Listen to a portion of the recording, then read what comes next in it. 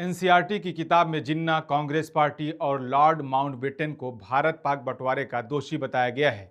इसको लेकर कांग्रेस ने आपत्ति जताई है। कांग्रेस नेता पवन खेड़ा ने कहा कि हिंदू महासभा और मुस्लिम लीग की जुगलबंदी से बंटवारा हुआ है।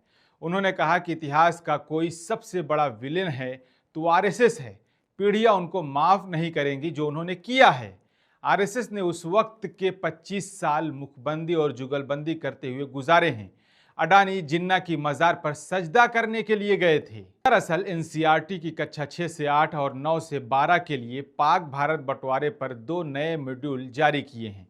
ये सामान्य किताबों से अलग है। इसमें लिखा है कि बंटवारे की मांग मोहम्मद अली जिन्ना ने की, कांग्रेस ने इसे मान लिया और लॉर्ड माउंटबेटन ने इसे लागू किया। ये जानकारी विभाजन के दोषी नामक हिस्से में दी गई है। पवन खेड़ा ने कहा कि आग लगा दीजिए ऐसी किताबों को। जिस तरह से भाजपा की ओर से लगातार संस्थानों में हस्तक्षेप करके इतिहास को तोड़ा मरोड़ा जा रहा है, हम चुप नहीं बैठेंगे।